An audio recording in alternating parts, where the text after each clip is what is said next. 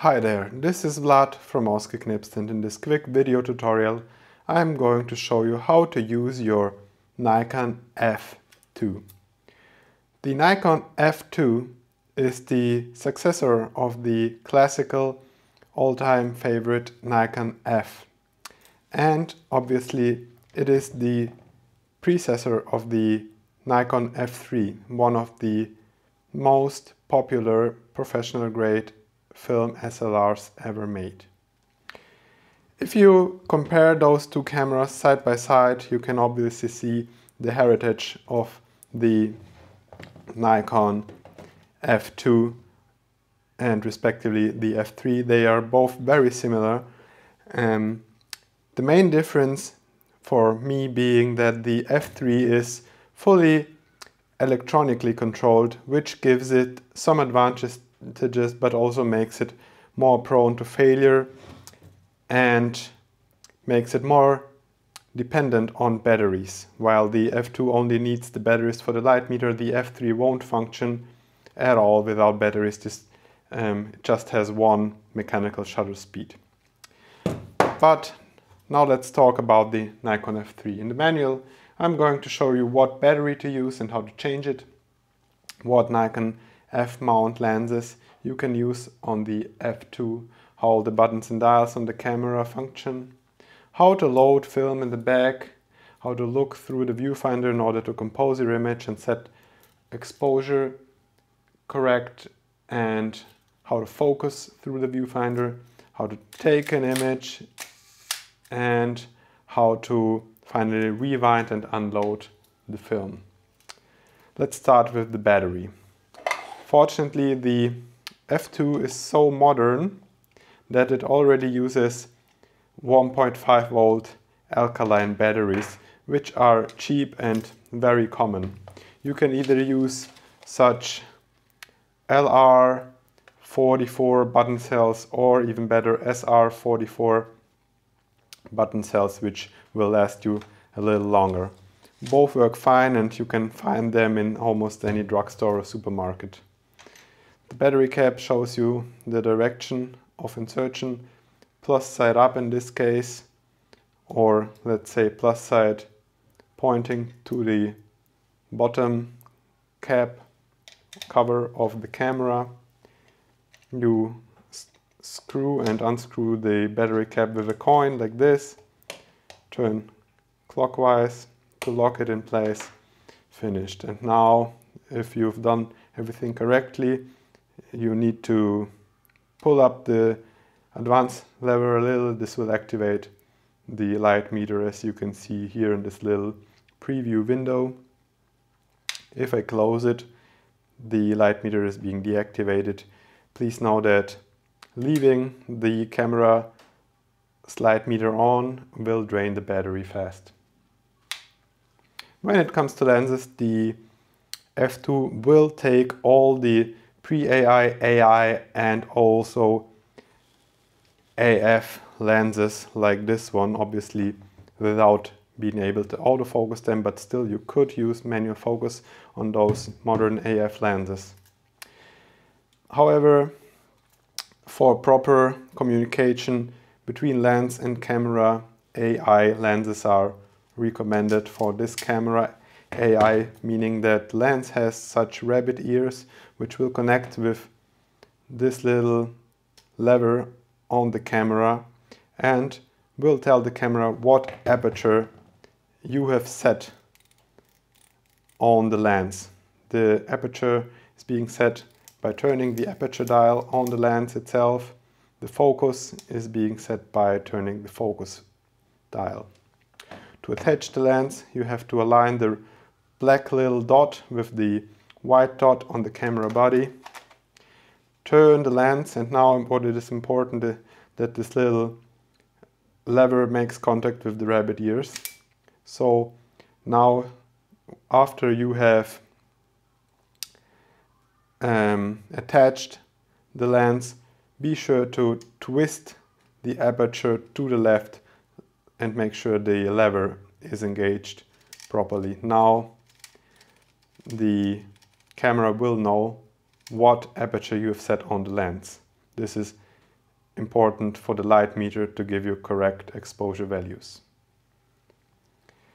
On the front of the camera you have a basic mechanical self-timer which can be set from 2 seconds up to 4, 6, 8 and 10 seconds. To release it, press this little silver button here and wait until it finishes. You have an aperture step down button here, and it also has a mirror lockup function, which is especially good when you're making long exposures using a tripod. You can attach a tripod here using this tripod screw on the bottom. Here we have the lens unlock. We have a PC sync port for use of flashes. Unfortunately, the F2, like the F3, doesn't have a hot or cold shoe on the top of the viewfinder like most SLRs. You will need an external shoe attachment that goes onto this multi-purpose shoe, and then you could use flashes or attach any other hot shoe or cold shoe accessories to the camera. The rewind lever is located here. Know that it won't open the back door like with most other cameras. The back door will open by turning this lever here, which I'll show you in a minute. If you want to remove the finder, this camera has interchangeable finders. You will have to press this little button plus this one simultaneously, and then you can remove the finder. This is a DP1 finder with a built-in light meter, and to attach it, just align it and press down firmly until it locks in place. Here on top we have an ASA dial to set your film speed. To set it, you have this little red arrow. You have to lift the collar around this dial and set it like now to 100, for example, depending on the film speed you are using. And below we have a shutter speed dial which goes from a whoppingly fast 1/2000th of a second down to a slow 1 second exposure time. As I told you, all the exposures are mechanically controlled. We have a shutter button here with a lock function. To lock it, pull up the collar around the shutter button and set it to L. Now I can't press the shutter button anymore. And we can also set it to T, which is a modified bulb function. When it's set to the middle, it is working in the normal mode. Shutter advance is also active in the light meter, which you can see on this red dot here. Advance the film like that, and that's all for buttons and dials. Now, before we load the film, it's always good to check the light seals if you acquired the camera new on the used market. Light seals on this camera are located in the groove, top and bottom of the back of the body here. We already exchanged those, but most of the time you will have to replace them. If you need to replace the light seals, we sell pre-cut light seal sets on our store. I'll leave the link in the description below. If you want to support us, you can consider buying them off of us, or you can cut them yourselves. It doesn't have a hinge seal here, but this is pretty basic. Not sure, to be honest, if it had one. Probably if I would change the light seals, I would still put a little foam here just for safety measures. Now let's load some film. This is, let me take another one because this is already cut. This is, for example, a 200 ISO film, so let's set the ISO to 200. Red arrow is now pointing to the little 200 here. Now lift up the rewind, insert the film canister, press it down, pull the film over the shutter and fill it into the slit of the take-up spool here, like this. Now holding the film in place with one thumb, release the shutter. Let me set it to a faster shutter speed. Advance the film slowly. Make sure it is not slipping out of the take-up spool. Advance 2 times in total. Now it's loaded. Close the back door. Release. Advance 2 more times. Now you can also make sure that you have properly loaded film by checking if the rewind of the spool is also turning together with the advance. At some point it should do so, like this. Okay, this is always something you can check. And now I'm already on the second exposure. This little film window will show you how much exposures you have left with this 36 exposures film. Of course, obviously it will stop at 36 exposures and you will have to swap out the film. Now, when it comes to composing the image, you will have to look through the viewfinder, and let me show you how the viewfinder looks from the inside.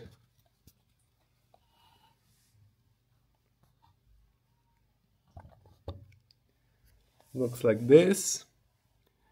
Maybe I can zoom in a little.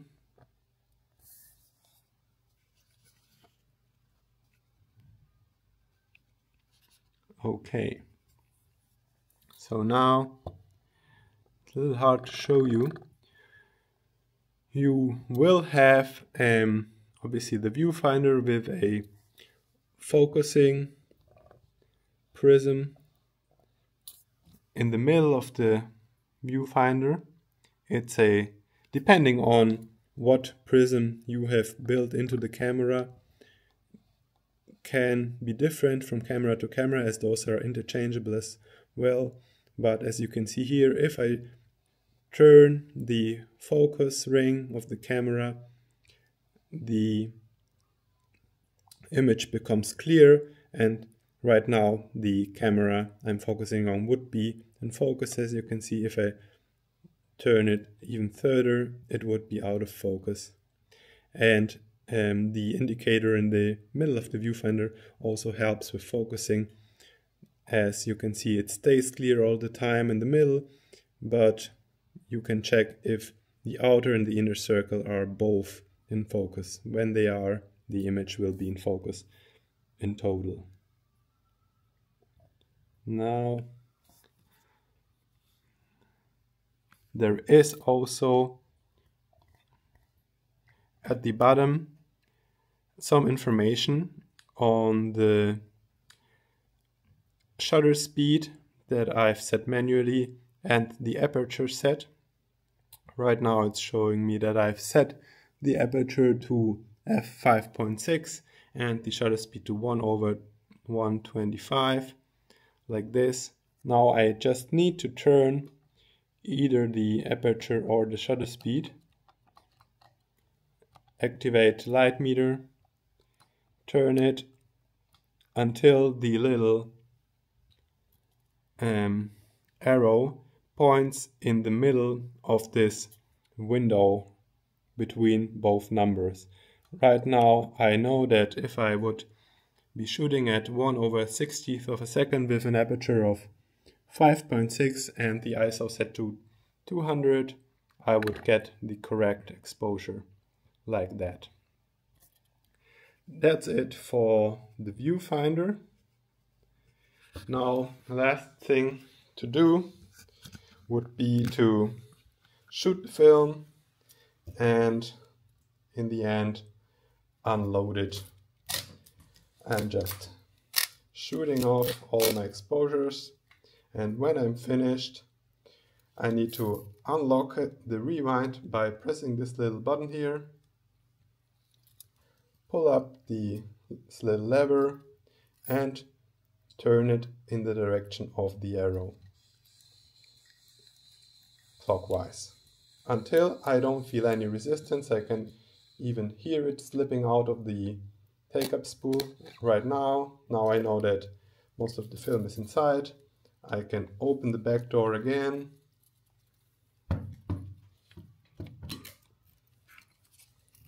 take out the film and send it off to my favorite lab or develop it myself. If you liked this video and are interested in more such video manuals, please consider subscribing to our channel. Other than that, thank you for watching. See you next time. Bye.